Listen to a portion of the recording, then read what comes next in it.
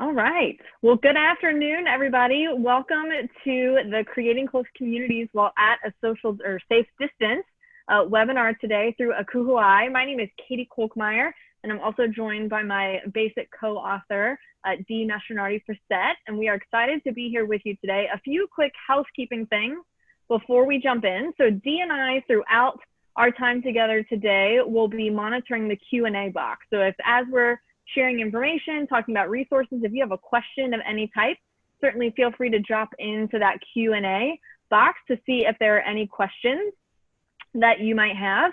Also, I want to go ahead and do a quick tech check for everyone real quick, is that if you go into the participants box, there should be an option for you to click raise hand. If you can go ahead and show your raised hand for me, just so I can see, make sure that everybody's tech is working. Excellent. Looking good. Very good. Thank you, everybody. Very good. And yes, it is not afternoon everywhere. So whether it is morning, afternoon, or evening, depending on where it is that you are joining us around the world, just wanted to say welcome. So with that, I'm going to go ahead and turn it over to Danielle so that she can introduce herself and get us started. Thanks, Katie. Hi, everybody. Hello from sunny Los Angeles, California. I hope wherever you are, you're safe and healthy. My name is Danielle Mastronardi Facet, also go by D, as listed on the screen here. Just some quick background on me. I graduated from Northeastern University in Boston, Massachusetts with my master's in college student development and counseling. I worked in residence life for quite a bit of time before I moved into alumni affairs, and then I moved across the country to Los Angeles, where I now work in admissions recruiting and marketing at Pepperdine University in Malibu. So I'm going to toss it back over to Katie to introduce herself. She's going to start our presentation, and then I'll see you again soon, halfway through. Excellent. Thanks, Dee. Yes, so my name is Katie Kolkmeyer. I am currently living in the Dallas-Fort Worth area in Texas, but I started my career really in the CEHO region and was there for my entire time in higher education. So I started as an undergraduate student working at the front desk in the housing office, answering phone calls, and then was an RA, and then became a hall director in graduate school, and eventually worked my way up to being an assistant director in university housing at Florida State University. And it was there that I actually worked with Dee and Claudia to rewrite BASIC. So for those of you that have heard of BASIC before, you may know that the original, if you will, the original BASIC that was written back in the 90s, and then we updated it back in 2007. And so it was while I was at Florida State University that we kind of undertook this project and began rewriting BASIC to update it, as it had been about 20 to 25 years since they had done so. And so at Florida State, I actually was working as the assistant director of recruitment and training. So I was working quite a bit with hiring all of our student staff and then training them for their positions, as well as overseeing some of the halls on campus. And it was in that role that I really became deeply interested in the leadership development of student staff members and graduate and professional staff members as well. So it was a really nice partnership between what I was doing at Florida State and this project that we were working on. And then 4 years ago, I actually left higher ed and moved to the Dallas area to work for a nonprofit called House of Shine. And we do similar work, leadership development, but we are doing it for students kindergarten through 12th grade, helping to prepare them for when they show up on your college campuses. So I love any chance that I get to come and talk to an audience of residence life folks, because it almost feels like coming home since I don't kind of work in this realm all day, every day anymore. So with that being said, let's jump in and talk about what we're here for today, which first is just to say, what is BASIC? When you completed your registration, a number of you had the opportunity to answer the question of, kind of on a scale of 1 to 5, or on a, kind of I've never heard of it, all the way to my campus uses it. Where are you in terms of what you know about BASIC? And there was a really good blend of the experience that people have about BASIC or how much they know about it. But there was a large portion of you that said you had never even heard of BASIC before. And so we do not want to miss the opportunity and really kind of miss setting the foundation for everyone to make sure we all know what BASIC is and are kind of working from a similar groundwork. So like I mentioned, BASIC was originally written back in the 90s But then in 2007, we went about going ahead and updating it. And it really, at heart, is the same material, which is to say, how do I build a strong, involving community? And in the 90s, that focus really was on the word community. And it really was focused on how do the best of the best RAs go about building community? What is it that they are doing to get to know their residents, to keep their residents involved in the community throughout the year? And it really was linear in nature. It started from the first day that your students moved into the hall and kind of walked you through in a very linear fashion to the end of the year, and kind of what you should be, or what a student staff member should be doing to build a community throughout the year. When we updated it in 2007, there were a number of changes that we made, but one was that we really shifted not so much from focusing on community development, but we really shifted to focusing on leadership development, believing that if we build a very strong leader who is, leading this community of people, that strong community will emerge. Because at the end of the day, generally speaking, strong community comes about because there is a strong leader who is leading that group of people. And so that's really what BASIC is intended to focus on, is the leadership development of the student staff who are working in your residence halls, and how through that leadership position, they then can build a strong community with their residents. And so today's webinar is really all about how to do that through the lens of the BASIC model, but certainly with a little bit of a twist to say, and how do I do that when I have to keep my students at a distance, right? Dee, Claudia, and I were on a call together probably back in May, talking about that we wanted to do a series of we wanted to do a webinar of some sort for BASIC this summer, knowing that the annual conference had just been canceled for this year. And we immediately just thought, well, we don't know what the fall is going to look like, but it's going to look different. And in some ways, it's not going to be, we're not going to be able to rely on the tried and true practices that we as housing professionals have been able to lean on. We're going to have to pivot a little bit. We're going to have to shift a little bit. And how can we, kind of as people who care a lot about leadership and who are invested in knowing how community works, how can we be providing resources through the lens of BASIC to say, how do I do that when I can't have people in a room together? How do I do that when I can't be gathering groups of residents together? And so that's really what we're here to talk about today, is the BASIC model. But how do I apply, really the tenets of leadership and community when I have to be keeping students at more of a distance? So Dee, if you can go ahead and hit the next slide for me. Perfect. So the BASIC model really has three major components to it. And the one that you're looking at right now is the first. And this is really the main component that carried over from the first BASIC model to this more updated model. This is what we refer to as the 6 steps to community development. This is really broken down kind of chunk by chunk, how it is that a leader goes about building community among people, is following these 6 steps. They're very cyclical in nature. It's never a kind of, I go from 1 to 6 and then I'm done. This cycle kind of happens all year long from between the leader and the residents of the community. And so I'm going to walk you quickly through these 6 because it's very cyclical in nature, but you also will see it's very intuitive in nature. It's what you might naturally think to do when you're building community, but it really just kind of helps an RA, helps a student staff member to check those boxes to make sure to say, am I doing it? Am I just getting to know my residents, or am I doing it with the purpose of really building community? So the first step of that 6-step model is knowing names. Dale Carnegie says that the sweetest sound that any person will ever hear is their own name. And so we can't emphasize enough the importance of the leader of the community knowing students' names. And so hopefully that's pretty obvious. And I'm sure all of your campuses already put an emphasis on making sure that your student staff are getting to know people's names. Then the second step is, once I move beyond just knowing your name, then I'm going to begin to have more in-depth conversations with you, or maybe even surface level conversations, but I'm going to begin having interactions with you.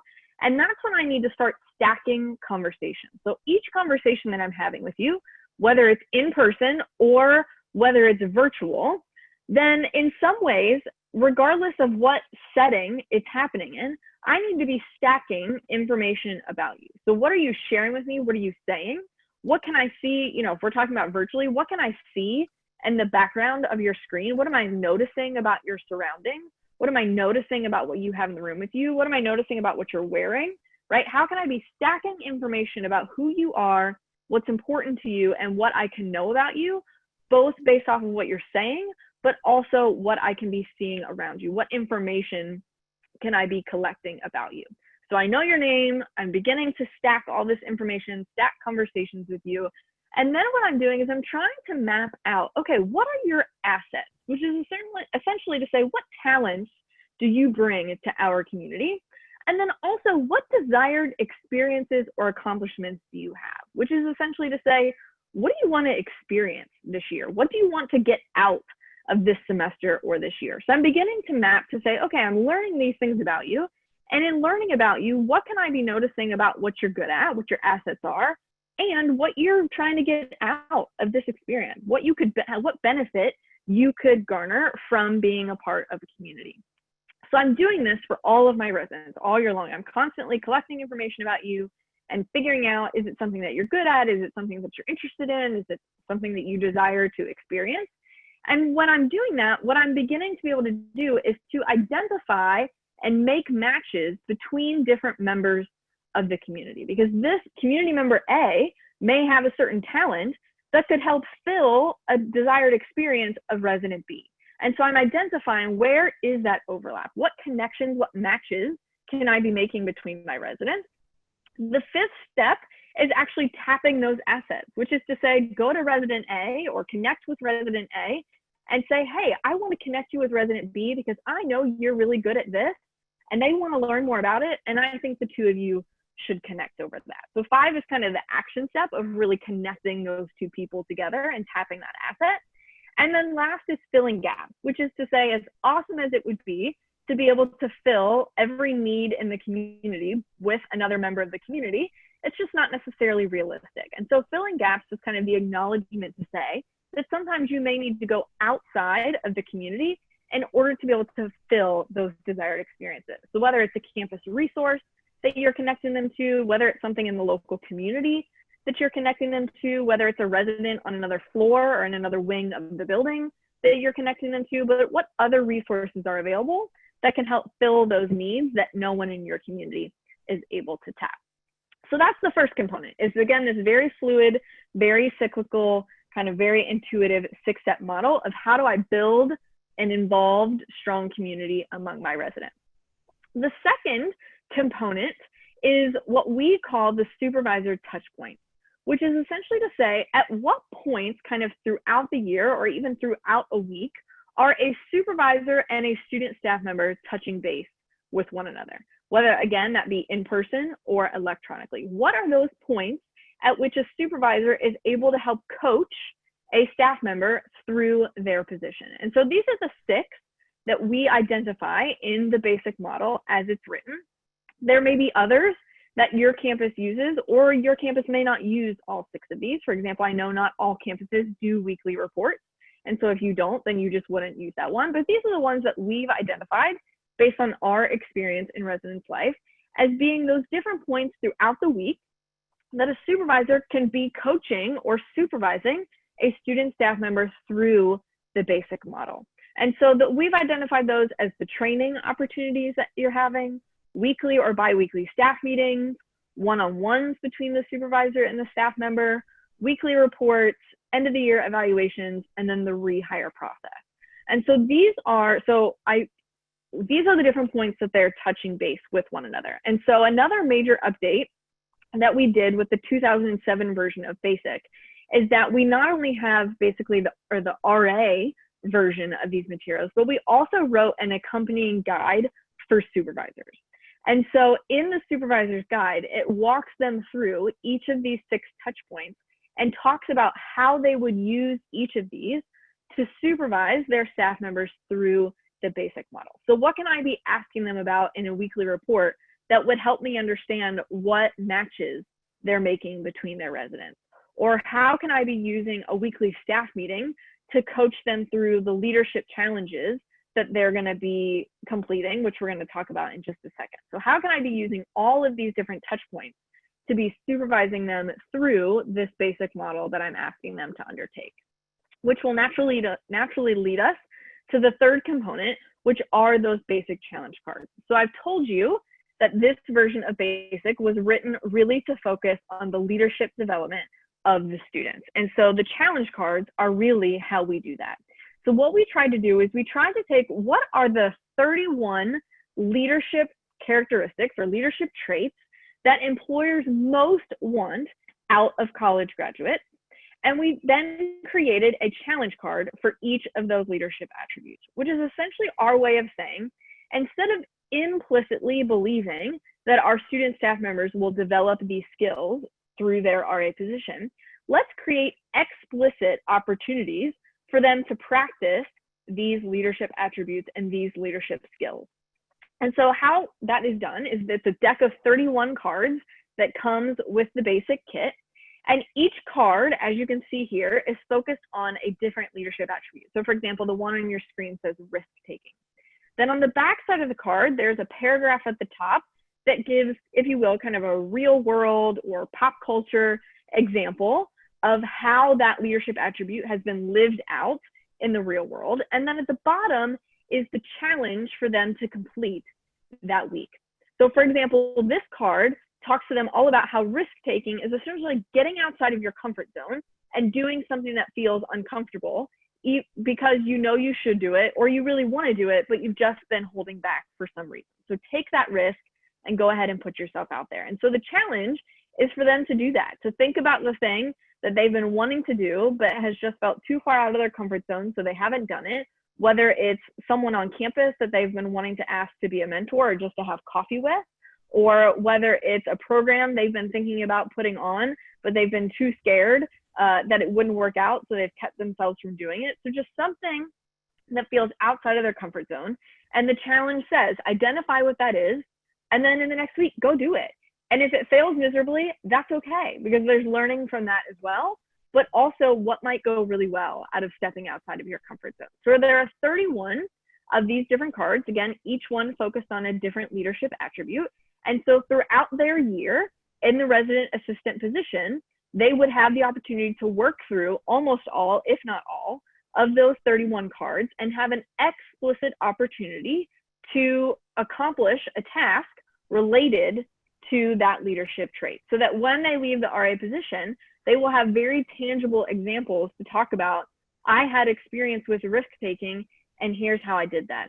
I got to experience trying different modes of communication, and here's how I did that. So these different leadership traits and being able to explicitly share and give real examples of how they've gone about learning and taking on those different leadership traits. So that is the basic model in a nutshell, if you will, the three major components of it.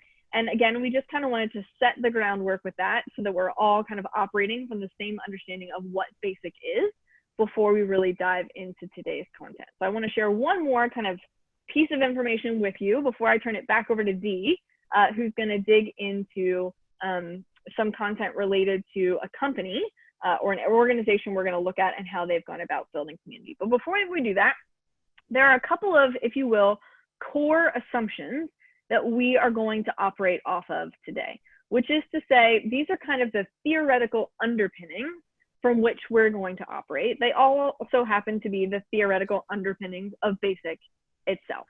So the first is Kurt Lewin's essentially behavioral theory. So he's a behavioral theorist. This was originally written in 1936, which I know is 85 years ago. But I think you will see that it's, obviously, since we're still talking about it, a very tried and true theory and important as we think about building community. So essentially what this theory is saying is that behavior is a function of person times environment. So behavior is a function of person times environment. So essentially what that is saying is that when we think about what behaviors we want to see happening in our residence halls, or what behaviors we want to see our student staff members doing, then how we break that down is to say, well, that behavior that we're desiring of them is a function of who they are as a person times the environment we have created for them. And so today, what we're going to talk a lot about is that environment piece. How do we create the optimal environment for a strong, close, involved community to happen? Because if you were with us on our last webinar, kind of in mid-July, one of the things that I mentioned is that community is going to happen regardless. No matter what role you or your student staff members play, community is going to happen. Naturally, when people are gathered in a space with one another, whether it's in person or virtually, community will happen. But the difference is that B, which is to say, what do we want that community to look like? Which is the behavior piece. We want it to be a close community. We want it to be an involved community. We want it to feel like a strong community. And so in order to do that, we really need to pay attention to what environment are we crafting? What environment are we creating that allows that type of community to emerge? And so everything we're going to be talking about today is really driving at how do we create, how do we use our student staff members, how do we supervise our student staff members through basics, and how do we create the optimal environment for that community to happen.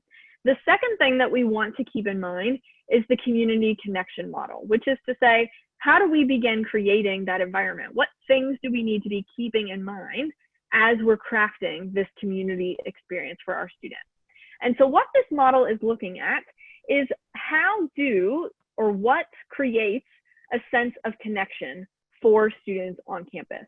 This study was originally done when a university was interested in looking at why students, or why that university was operating as a suitcase campus, which is to say, why were students going home every weekend is what the campus was trying to understand. And essentially what happened through this study is that they began to understand what helps a student feel connected and what leaves a student feeling disconnected from the campus and from the community. And what they found were two major variables. The first is time, which is what's running along the bottom axis. And the second was intensity, which is what's running along the vertical axis. And so essentially what they were looking at is what opportunities for community engagement are present based on time, how long the experience lasts, and intensity, how either physically or psychologically intense of an experience it is. How much energy is it requiring of people who are participating in it? And what this study found is that really for the optimal amount of connection to happen for a student to the community that they are a part of, students actually need to be able to engage in opportunities that are in all four quadrants on this graph. And so essentially what that is to say is that students need opportunities to engage in things that feel like they don't require a lot of them. So they're short in time and they're not very high intensity. They're not asking a whole lot of the student. But they also need to have opportunities to feel somewhat connected, which is to say that maybe things are lasting for a longer period of time. Maybe it's something that lasts for a week at a time, but it's still not requiring a whole lot of physical or psychological energy from them. But they also need opportunities on the top part of that graph, which is to say some short experiences that are very high intensity, right? Typically, and the way we've done things in the past, maybe we think of a retreat experience for students as a connected type of opportunity, which is to say it's very short in length, it's only a day or two, but it's requiring a lot of physical and psychological energy from them. And then very connected opportunities, which is to say things that last for a long period of time and are high in intensity in terms of requiring or asking a lot of them. And we would say that the RA position is one that should fall in that very connected box. It is something that will last for the whole semester or the whole year, depending on how your contracts with your students work. And it's going to be very high in intensity. It's going to ask a lot of physical and psychological energy from your student staff members that are involved in that position. So as we move into the content that Dee is going to share with us, we just ask that you kind of keep these two things in mind, right? As we're talking about these communities that we want to create, how are we really focusing on the E, that environment piece? How are we crafting the environment? And then within that environment that we are crafting and creating, how are we making opportunities for all four levels of opportunity for connection? So with that, I will turn it back over to Dee. Thank you, Katie. You're amazing. That was awesome. Hi again, everybody. I am going to talk about Twitch today, which is an incredible way that virtual community was happening before the pandemic, but now is kind of exploding even more. Quick question for you all, and maybe you can use your raise of hands option that Katie tested out for you. How many people on this webinar today use Twitch or some sort of gaming streaming platform? A lot of you. Awesome. Okay. So I also want to say, full disclosure, I'm not a huge Twitch user, but when we started coming up with the idea to do a webinar, I did some research into virtual communities, and this was one of the major ones that popped up. So I have been getting more into it, and it's been awesome. So if anybody has anything to add throughout my entire part here, please feel free to drop anything into the chat boxes. Because I would love your, opinions. So Twitch, if you are not familiar with it, it is one of the major live streaming platforms for online gamers, but not just gamers. You can actually stream anything on Twitch. One of my friends from home loves to talk about baseball. So he just has a stream where he talks about, as he's watching a baseball game, he talks about the Boston Red Sox as he's watching it. And he has people that have joined his stream and that he's connected with virtually because of that. So the CEO of Twitch actually published an article a couple of months ago when the pandemic happened, that he talked about how sense of community is a fundamental part of their platform. I'm seeing Steve says that they use Kahoot. Awesome. So what that CEO said that is that in communities, he said that there are 3 different places where community happens. The first one is your home. Your second one is a place of work. And third is your third place is a social environment that you can go to. So the goal of that third place is to bring someone to where they feel comfortable, where they feel relaxed, where they can socialize, where they can connect with people that have same commonalities. So just like Katie was talking about in the model, in our 6-step developmental model, that's what we're looking for, right? Like intentionally, we are doing that. We're trying to help build those connections. Twitch is doing the same thing, just on a virtual platform. Some cool stats here you can see on the screen.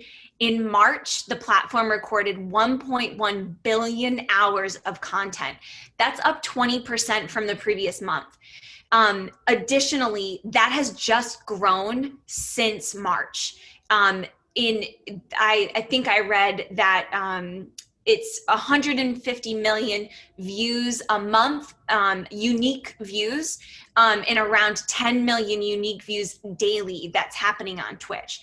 So the amount of community building, the amount of activity that's going on this singular platform is pretty amazing.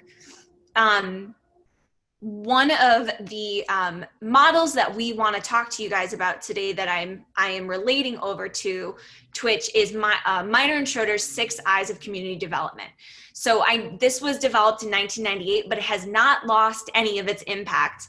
It is tried and true to today. So I wanted to connect their 6 eyes to what Twitch is doing. The first one here is introduction. Twitch does an incredible job of introducing users to not only its platforms, but its community users. They have a really great way, search features where you can actually go and find different things that you're looking for, different types of topics you're looking for. They have an entire video index of, how can they help you with X, Y, and Z. So they do a really great job of making sure that their users know how to navigate their platform. Whether you are streaming yourself, you decide, hey, I really want to bolster my streaming. I want to stream when I play Farmville. That's a big one. A couple of my friends use. And so they make sure that you know what you need, how you can do it, and that there is support for you out there to do it. The second one is identity, huge with Twitch. This, like I said, allows users to be themselves. I was sharing with Katie before the webinar started. I have a girlfriend back at home in Boston. She was telling me a few days ago that normally she deals with a lot of social anxiety. Normally for her, meeting people in person creates, this stress. The relationships that she has built, not only just during this pandemic, but throughout her time on a virtual platform such as Twitch, has allowed her to make some of the bestest friends that she's had to date. She was telling me that she had started earlier on Tumblr, has made friends through that, and connects with them often, not only when she's playing Farmville, but through text, through Snapchat, through whatever virtual platforms that they have now connected. But those are people that she has found where she can be herself and where she can share with them the things that she knows that they all have in common. Something else super cool that I love about Twitch, and I'm sure this varies through the different platforms. My husband is an avid user of Twitch. He was explaining to me and showing me the cool features that emojis. Twitch has its own specific lingo. There's different emojis that people use that mean certain things. There's different phrases. One that he wanted me to make sure that I said was a phrase called poggers. It is a reference meaning that you're super hyped and that you're really excited. Another one is F, a capital F, apostrophe S, and that means respect. It comes from a different video game. Where when you're going through the game, you hit F, and that it makes the player salute someone else. So now the F exclamation comma apostrophe S now kind of universally means F.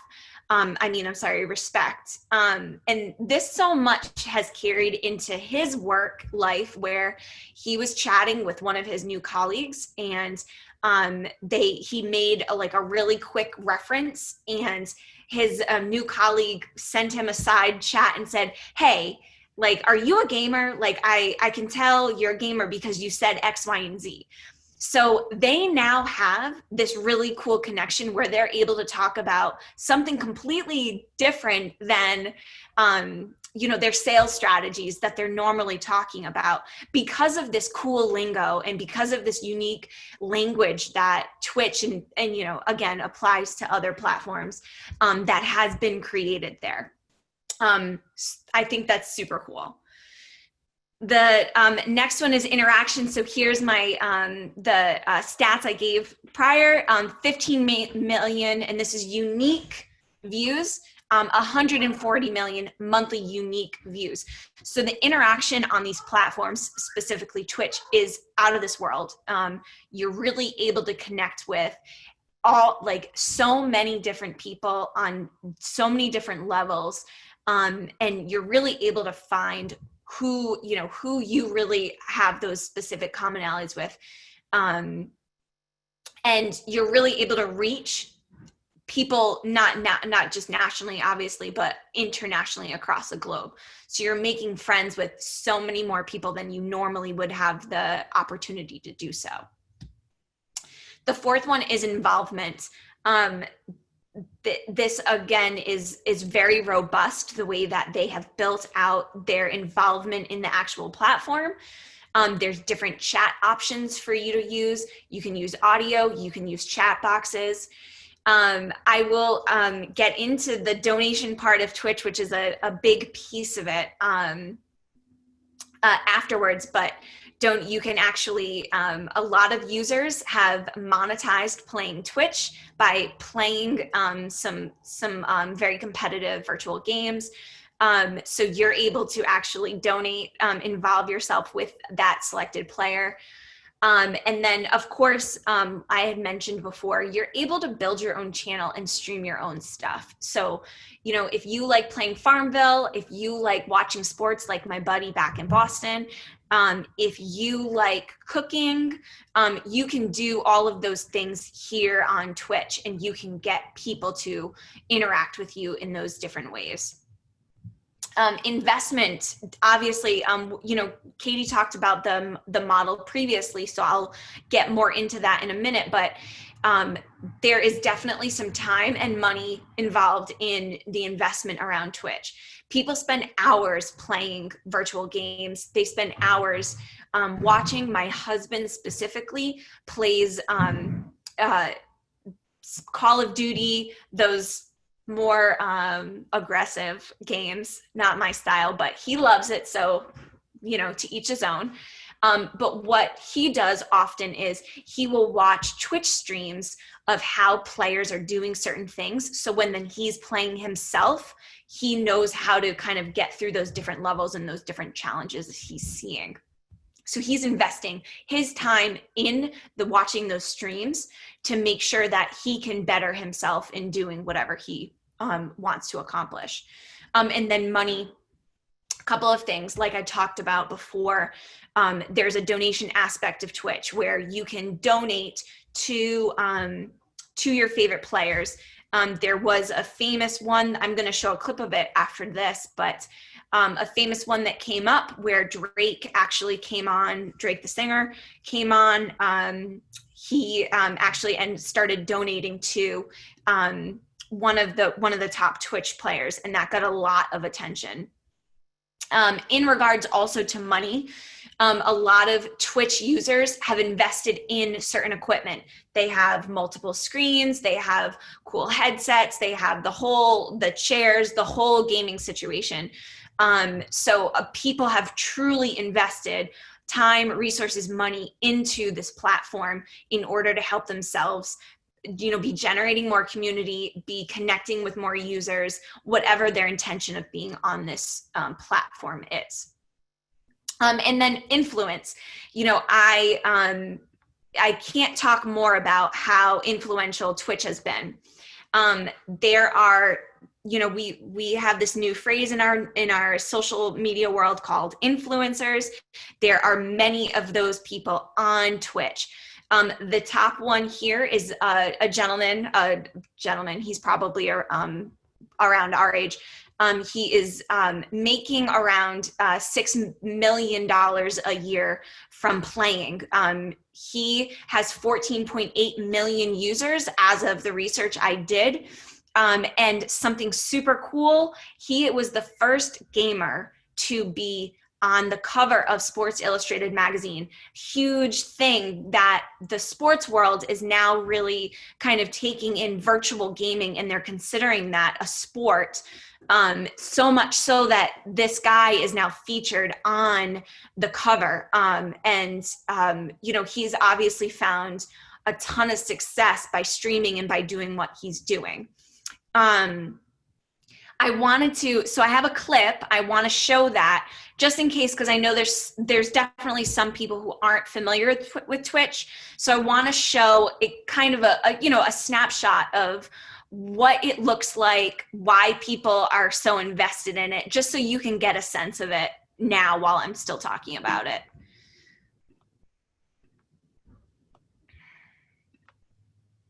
Ooh.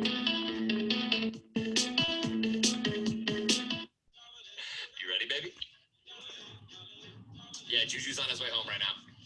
Hi, Drake. Hi, how are you? Can you hear me? Yeah, she can hear you. Oh, yeah, all right. What's up? So how long have you been playing Fortnite or been a fan? Probably for about a month or two, maybe. Something like that. Sam. You know, we stay in the studio for so long, like sometimes 20 hours, 15, 20 hours, so it's just nice to take a little mental break. Oh, I see it. Okay, so yeah, it's just those guys left on the top of this. All right, I should have enough. Okay. That was really quick, but I hope it just gave you a sense. So how the screen looks is the player's screen is there.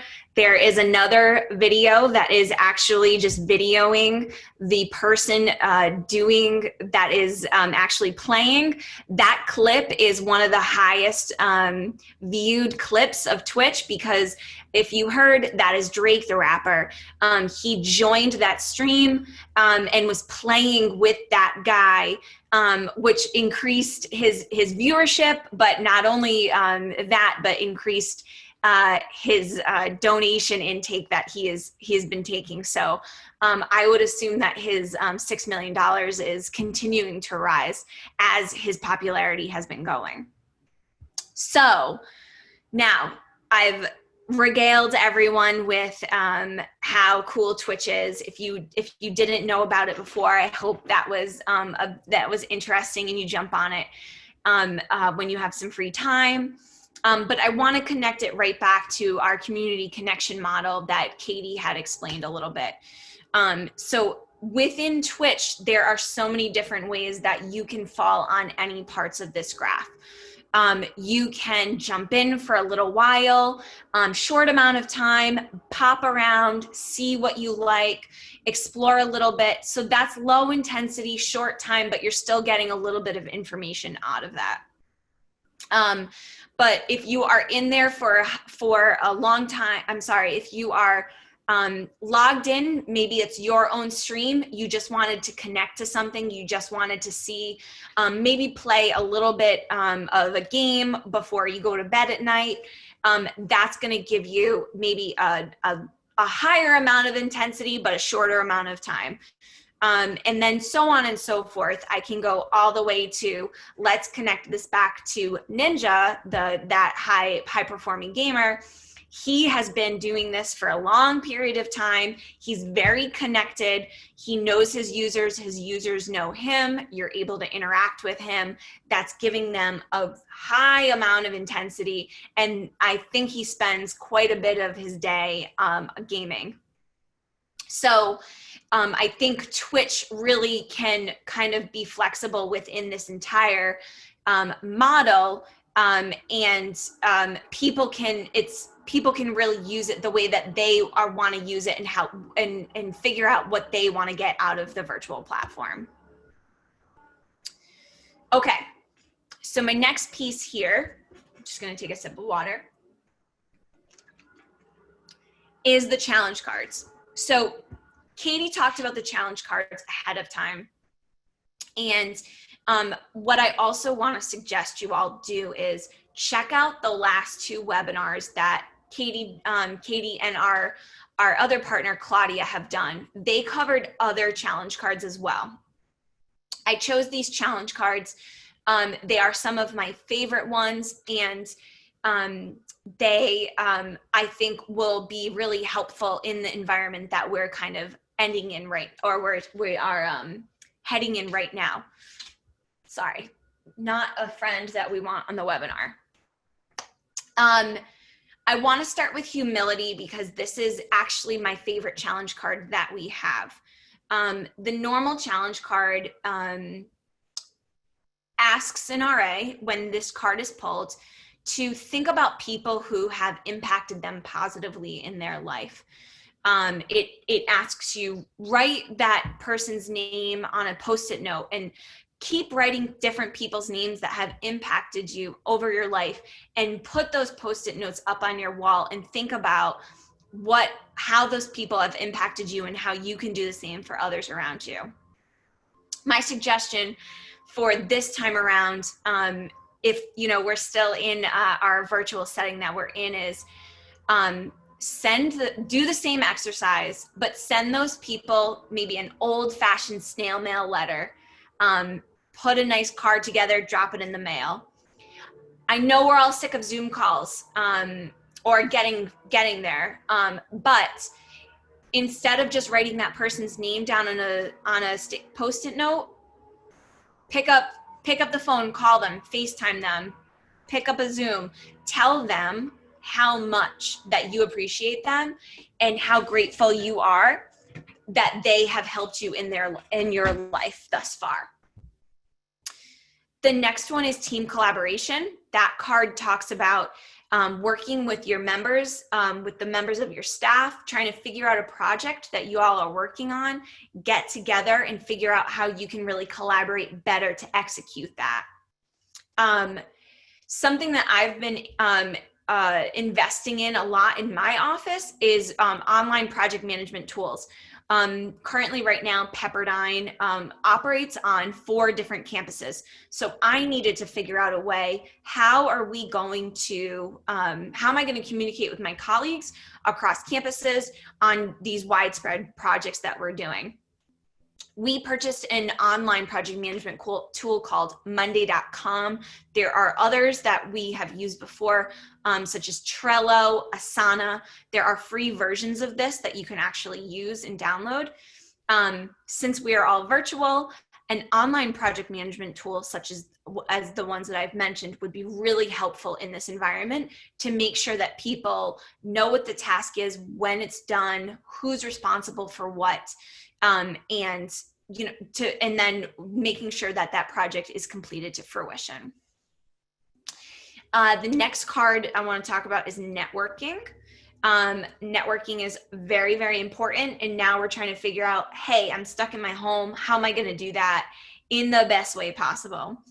The current challenge card had actually asked our RA staff to sit down together and start brainstorming who their network is, and then reaching out to those people and connecting their fellow RAs with those different, those other members of their own network. I think that's still possible to do that in this environment. With LinkedIn, what an incredible way to build out your connection. You can still be using those virtual platforms to be doing that. I would just suggest that there's intentionality in why you're connecting people with one another, and that you're being explicit on, okay, here's this person for this person, and this is why I think the two of you should connect and chat with one another. So make sure it's not just sending someone, a LinkedIn connection to just be friends on LinkedIn. Make sure that there is intentionality behind that. Additionally, I have listed emails, sending emails that you're connecting people with one another, a brief paragraph of why you think those two people should be connected, potentially setting up Zoom calls for them. I think that this will really help in the long run, especially for the older students who are going to be graduating in the coming months, years.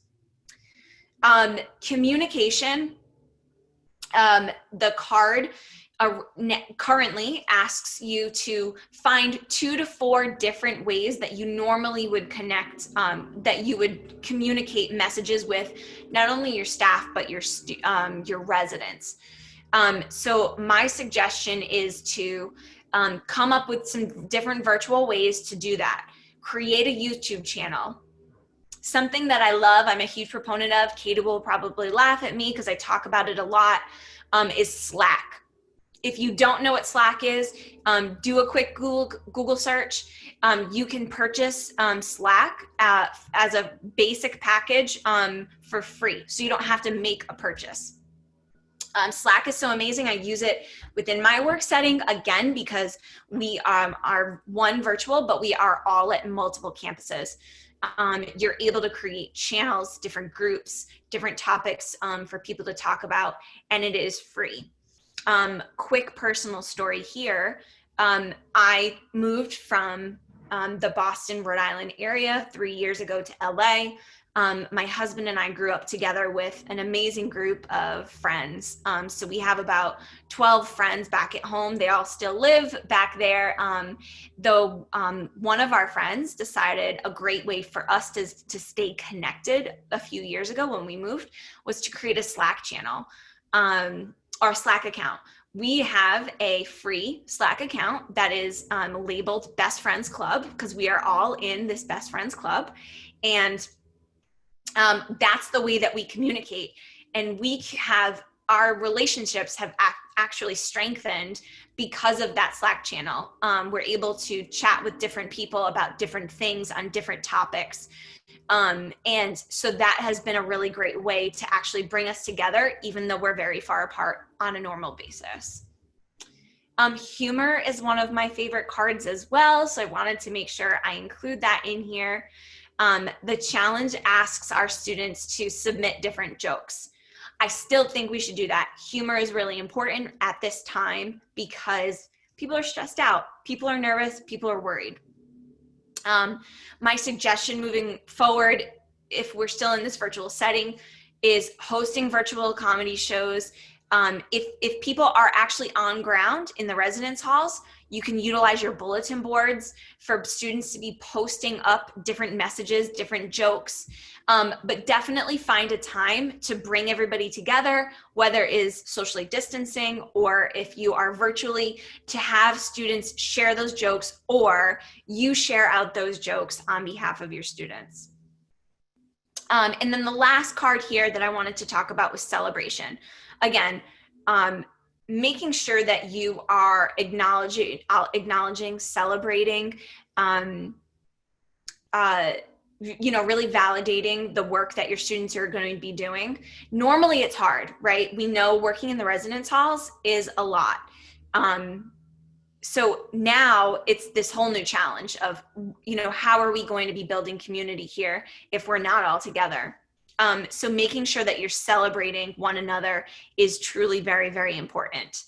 The current challenge on the card as it sits is write notes to staff, different community members. There are really cool e-card, like virtual e-cards that you can be sending. You can actually have people, invite people to collaborate on different e-cards and have them write little messages. Doing LinkedIn posts to be acknowledging people about the great work that they're doing. You can write recommendations for people. So that specifically is for supervisors to be writing for their RAs or CAs. And that stuff will be really good for them after the fact when they have graduated.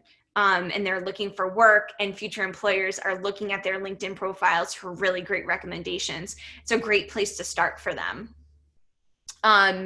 So I think that is the end of our piece here, but Katie and I do not want to end. We want to spend a little bit more time with you all. We have 7 minutes here. I wanted to open the floor up to questions, comments, anything that you want to throw at us. We are here to answer.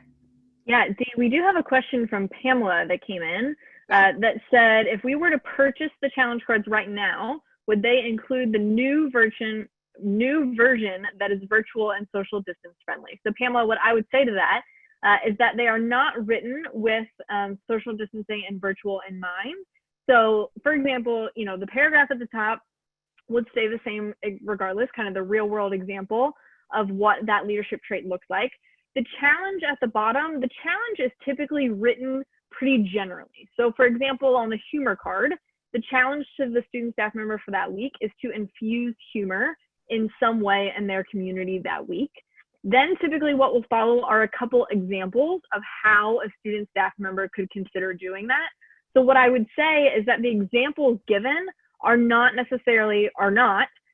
going to be with social distancing and virtual in mind. So they have not been updated to have those types of examples, but the challenge itself could still be relevant. It just might take some more coaching from the supervisor to say, okay, or even just kind of facilitating some conversation to say, okay, here are, kind of the examples that were given, but what might that look like since we can't gather a group of people, right? So with the humor card, maybe the example given is to host a comedy night or an open mic night. And so then we might be having a discussion with our staff members to say, okay, well, what might that look like in a virtual community? At which point they might then decide, oh, well, I could do a virtual comedy show, or I could use my bulletin board for jokes or something of that nature. So that is to say the challenges should be applicable regardless. The examples given just are not with the virtual kind of element involved. But I don't think should be that hard to kind of make the leap to what would this look like if I did it virtually. And I'll just add to that, with that being said, our email addresses are on this screen. Write them down, email us. We are all more than happy to communicate with you guys via email if you're kind of stuck for something.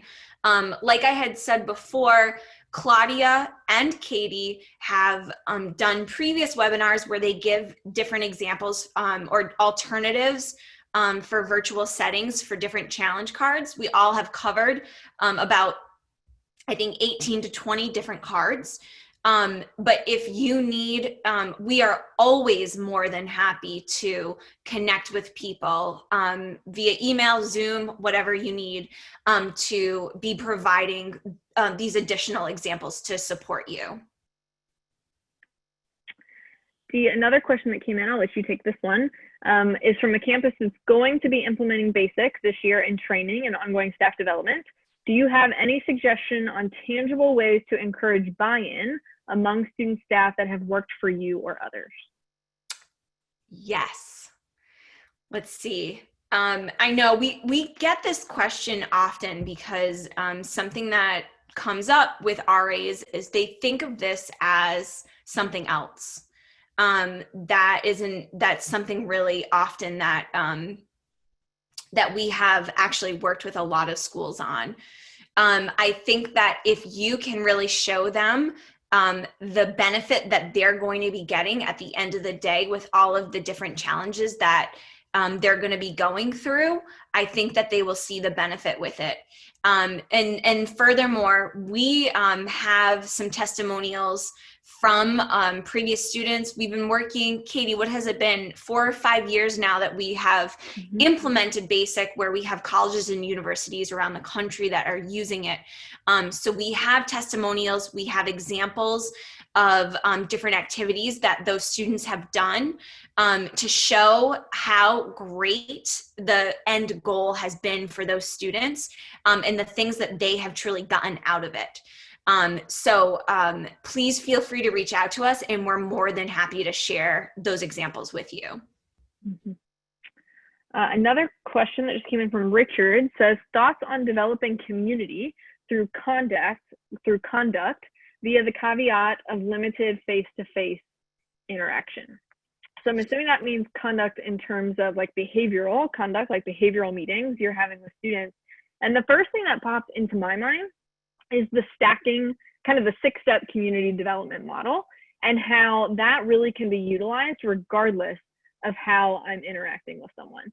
So how am I using those conduct behavioral conversations, not only to address the behavior and to address kind of what the purpose of the reason why the meeting was called, but how can I also be using it to stack information about that student, whether it's, again, what I'm seeing on their screen, what I'm noticing about them, or questions that I'm asking them in the conversation. How can I be stacking information about them? And then how can I be using that information to both about their assets, but also kind of what they desire out of this year to connect them into the community. So that's really what that makes me think of, is the 6-step model, and how we are using that. Not only kind of the leaders of the community are using it with their residents as they're facilitating community, but even through the conduct process, and how are we using that as a way to kind of stack information about a student to then plug them in using their assets and their desired experiences to help connect them with the community.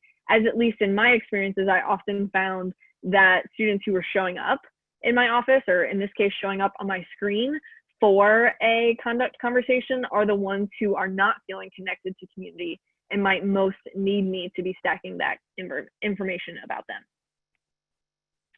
All right, so we have 1 minute remaining. So what I will say, we've gotten several questions about being able to zoom in on PowerPoint slides. And so what I would say is, if you email Dee or I, we will be more than happy to send the PowerPoint deck out to you so that you can be able to zoom in on that a little bit more closely and look at it. And then if there are other questions you had we didn't get to, feel free to reach out as that as well. But I know we are at that stopping point.